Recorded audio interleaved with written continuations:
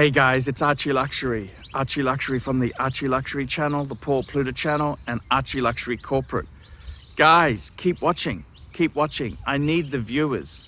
I need the viewers. I need the subs. I need it. Like, subscribe, and tell your friends. Tell your friends, whether you like them or hate them. Just tell them anyhow. Archie Luxury on YouTube.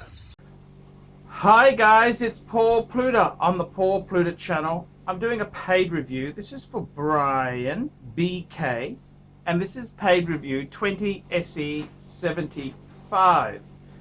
A quick wristwatch check, and I'm going to put on my Jaeger LeCoultre Reverso Grand Date. Okay, let's jump straight in here. This is for Brian. Hi Arch, hope all is well and things are on the up and up. I've sent you $100 via PayPal because quality ain't cheap. It's been a few years since you last reviewed, and I wanted to give you an update on my horological journey, get your perspective on my current collection, and finally your insight on where I should go from here. Quite a bit has changed in the past few years. I'm now 32. I married my beautiful wife in 2018, and we welcome our daughter into the world in January this year. I'm an executive at a well-known global advertising holding company and have also established a successful independent technology advisory business on the side as a side hustle. Maybe I'll purchase some ad space on the fridge. Now that you have the life context, here is the collection and context in horological order, all pieces purchased at retail from my local AD in New York City. Here we go. 2017, we've got a two-tone Submariner Date Bluesy, reference 116613LB. Number 2, we've got a black dial Rolex Milgauss with Glace Verti. It's the GV 116400GV. We have got a Nomos Zurich Zeltwerk New York City 5th Avenue limited edition. We've got a 2019 Rolex GMT Master 2 Pepsi, reference 126710 BLRO. Then we have a Rolex Submariner Date 114060. And then we've got a Rolex Yellow Gold Daytona with green dial, reference 116508. Please refer to this link. I've sent you some pictures. I wish you display each watch in the video. You're reviewing them individually from a collection, hoping that you bring that back. I also gifted my wife a 36mm Rolex Datejust Yellow Gold two-tone with mother of pearl dial and diamond markers earlier this year for after our daughter arrived, but this isn't part of the collection. Well, it's not part of his collection. I wouldn't sell or trade any of these.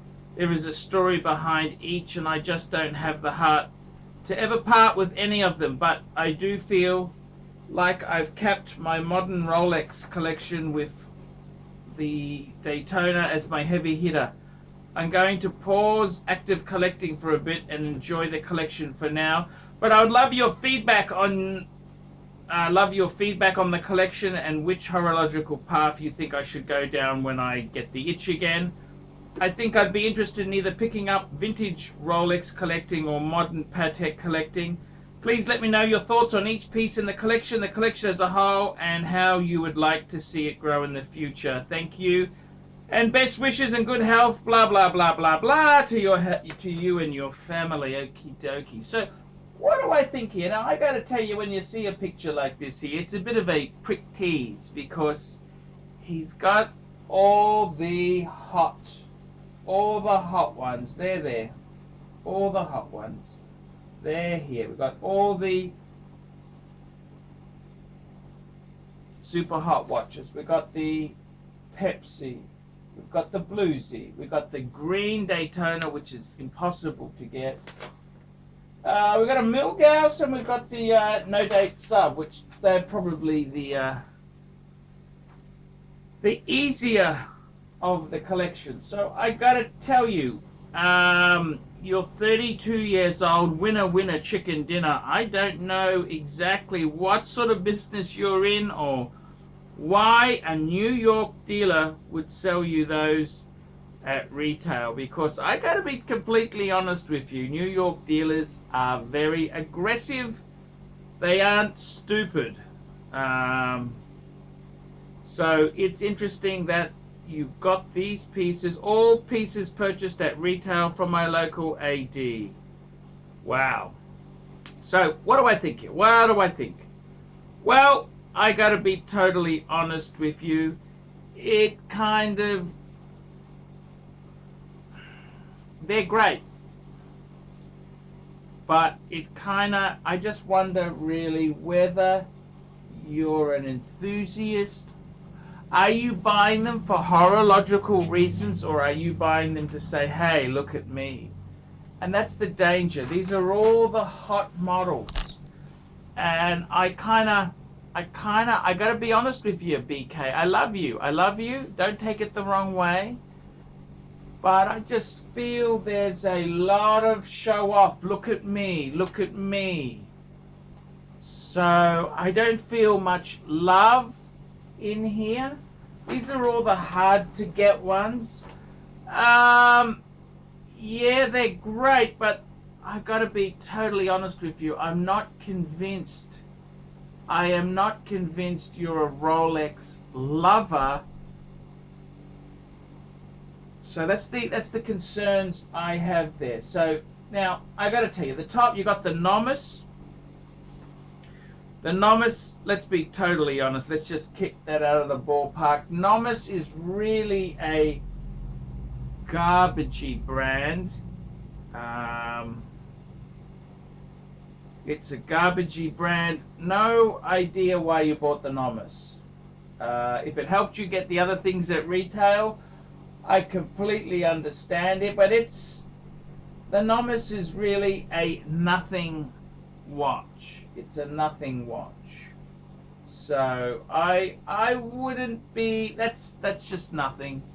And the other thing you've got, what have you got here? You got a vintage, what is it? It's a Laureust. What the hell is this sort of thing here? It's kind of like a Submariner copy, you know. Not really my cup of tea. So I don't know what, you didn't mention it anywhere in here, but okay, we'll just ignore it then. We'll just ignore it. So the 6 watches you've got, they're pretty damn amazing. All the hot Rolex models. The only concern I have is, I think it's a bit of a show-offs collection. Is this love, or is this to say, hey? That's the only concern I have. I don't know if you really love them. You know, that's the only concern I got, Brian. They're very in your face. They're the hard to get models. Do you love your Rolex? That's what I wanted to know. Do you love your Rolex? Life is obviously working out pretty damn good, which is good. That's good. That's good. They are great pieces. Very, very hard to get pieces. How do I feel about it? I think, okay, so, okay, let's have a look there. So, I mean, look, let's be completely honest, Brian. I don't want to pull up a picture of each of these here. We got they're in the box. Everybody's seen a Milgauss, okay? Everybody's seen a Milgauss. It's a great watch. Hard to get. That's, I think as far as a watch goes, the Milgauss itself, beautiful watch. It's a great wind and wear. What can I say about it? It's a great Oyster Perpetual. It's a great one and done. It's a great piece in a collection.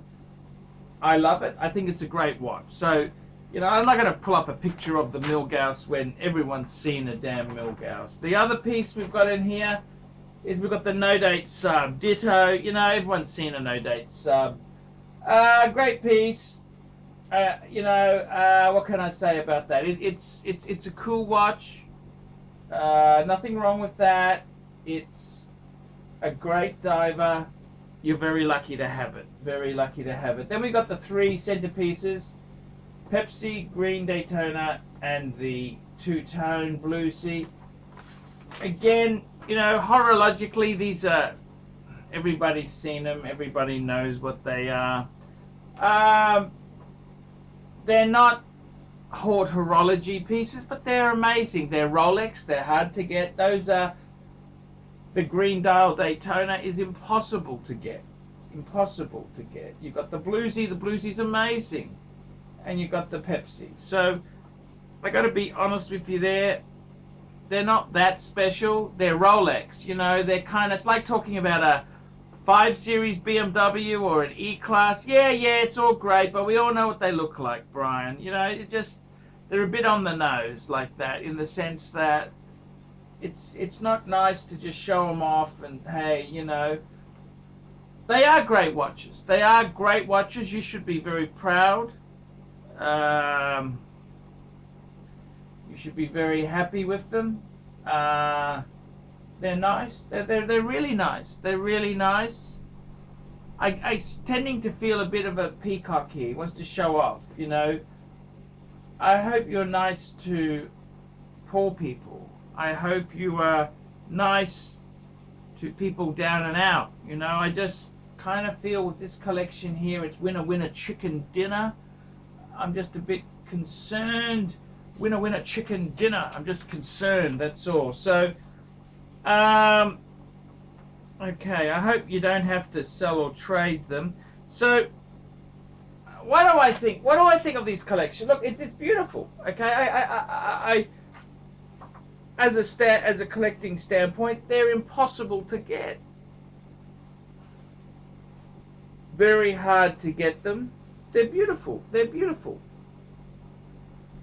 But I think, Brian, I've got to be honest with you.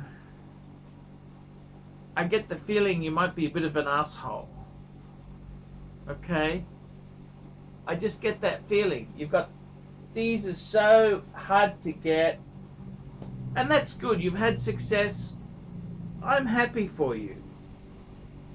I'm very happy for you. But I'm just concerned, are you a true enthusiast? That's what I'm concerned with. I'm concerned. These are very look at me. They're the hottest, the latest, the greatest. I just getting the wrong vibe, okay? So, I gotta sell you. Okay, so I don't want to trade in the story behind each. Okay, you got all the stories. I'm going to pause. Okay. But I do feel I've capped my modern collection with the Daytona. Okay. I agree with you. Probably have. I'm going to pause active collecting for a bit. Yeah, there's a lot of money here. A lot of money. And enjoy them for now. But I would love your feedback on the collection. Okay, so the collection, it's beautiful.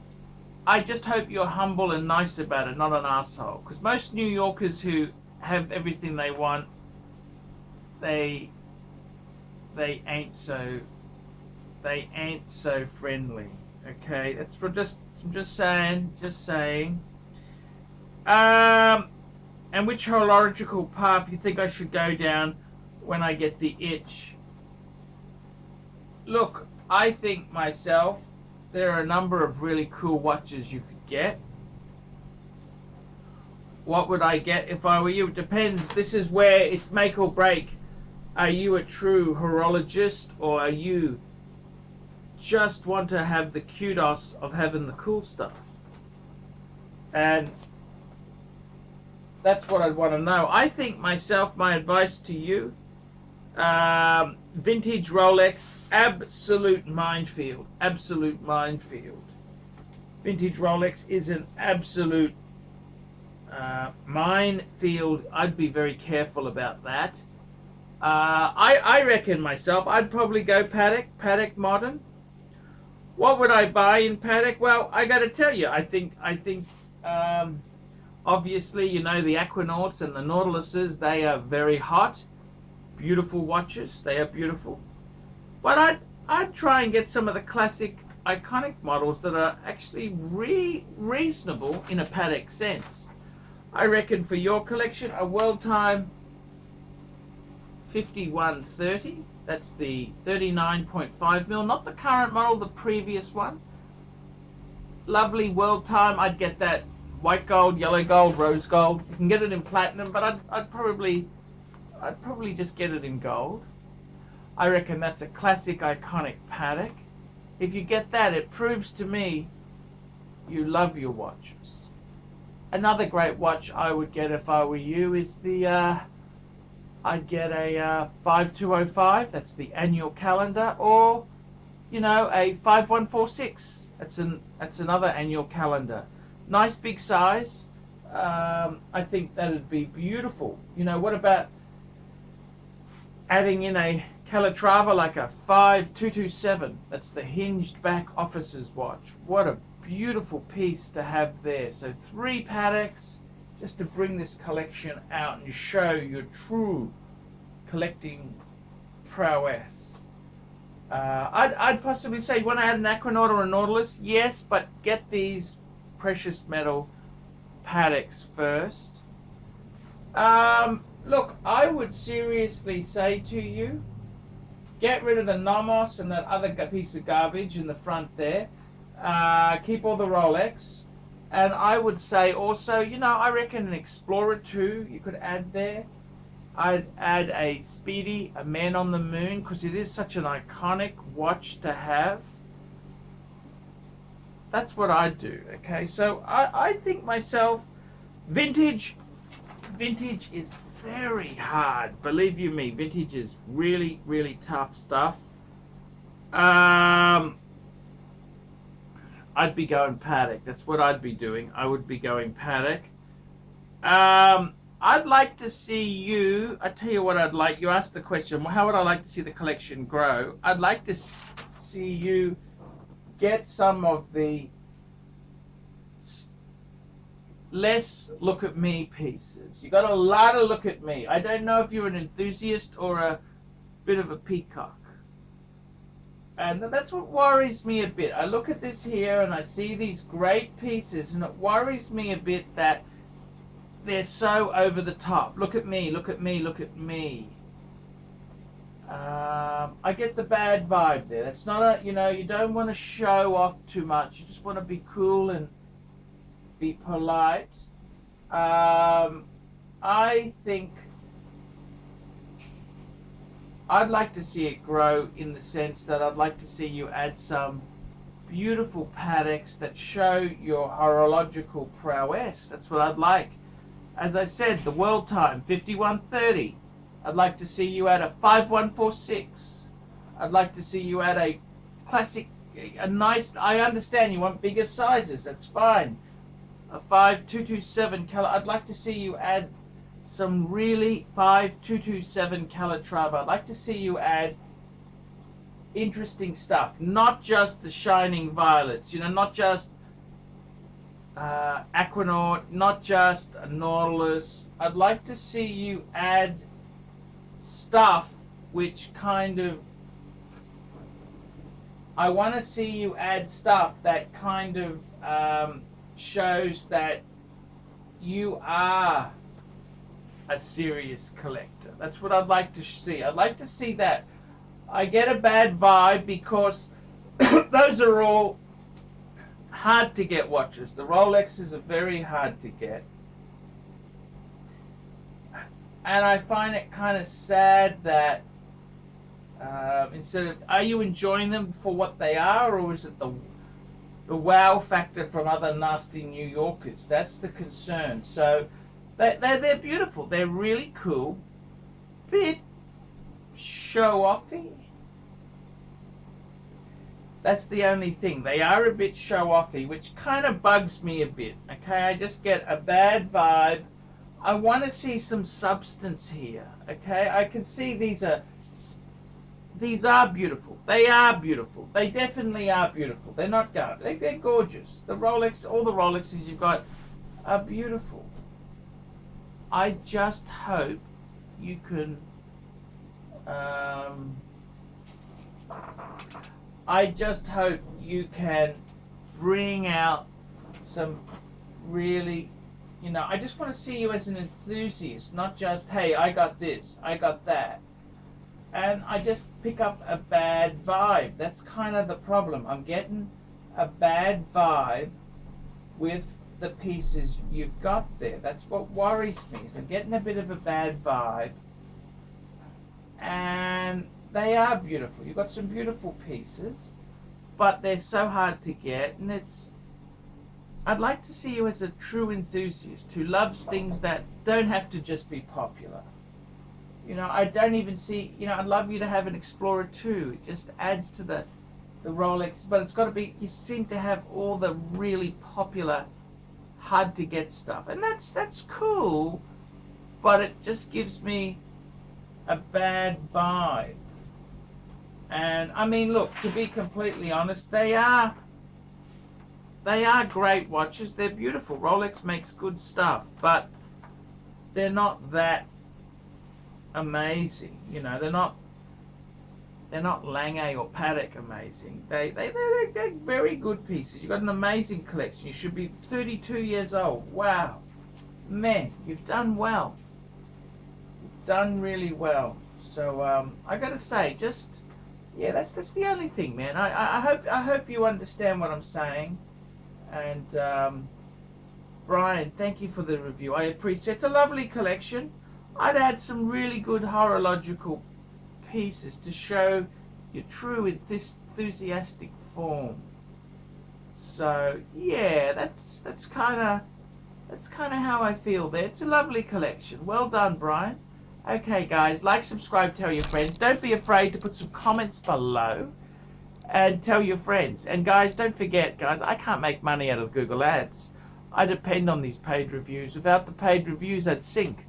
Look down below for organizing a paid review, and I'll gladly review your collection. I'll tell you what I think. And if I'm a bit flat and I don't really like, I'll tell you honestly. I'm not gonna lie to you. This is a beautiful collection Brian's got. I'm just a bit concerned. It's a little bit show-offy. But guys, I'll see you in the next one. I'm Archie Luxury. See you soon. Hi guys, Archie Luxury. And who do I recommend in America? In America, who do I recommend for quality pre-owned wristwatches? David SW, David SW, David SW. Go to davidsw.com. He is the best, the greatest pre-owned dealer in all of the United States of America. David SW, David SW, David SW. Hey guys, I've got some exciting promotion news for you. David SW, David SW, David SW. David SW's just sent me a press release.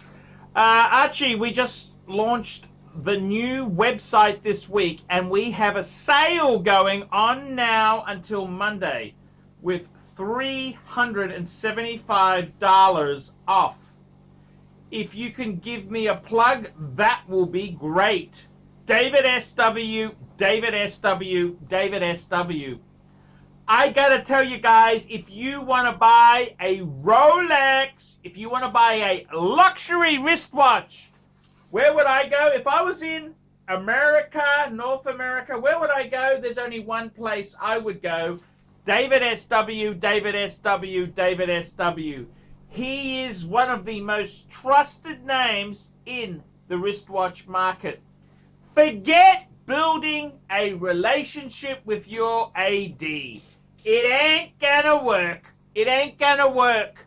Forget licking the backside of your ADs, and that's just wasted time. My best advice is, if you are looking for a Rolex, from an honest, good business, go to David SW. I gotta tell you honestly, I would say David SW. Happy Thanksgiving from David SW. Save $375. Cannot be used with any other promotion. Fair enough. Jewelry discount is 10% for the duration of the promotion. Expires midnight on the 30th of the 11th. David SW. Go and check out the new website. Go and see the bargains they've got. Guys, seriously, if you want a Rolex, make it happen. Forget AD waiting lists. Forget all that nonsense. Go to David SW. America's. This is the dealer I would go to. Don't waste your time buying. Trying to get kudos from the AD. Go and see David SW with $375 off your purchase. This sale will not last. David SW, check out the new website. Tell me what you think, guys. I want to know what you guys think. I want to hear it from you guys. Tell me what you think of the new look David SW website. I tell you what, it's feature packed. It's got punch. I love the new video at the front. Man, David SW. I love you, David SW. I trust you 100%. I recommend you to countless people. I love you, David SW. Hey guys, Archie Luxury. Who do I recommend for watches in Brisbane and Sydney? Vintage Watch Co. That's correct. Vintage Watch Co. in Brisbane Arcade in Brisbane and the Strand Arcade in Sydney. Vintage Watch Co. Brisbane and Sydney. Ronnie, I've known him since the late 90s. Ronnie is a top bloke. Luke is a great guy. Vintage Watch Co. That is who I recommend in Australia. Check out Vintage Watch Co. and the guys' amazing range of watches. They also do service and repairs. Vintage Watch Co. That is where the Pontiff goes. Some of my Pateks came from Vintage Watch Co. That's right, guys. Vintage Watch Co.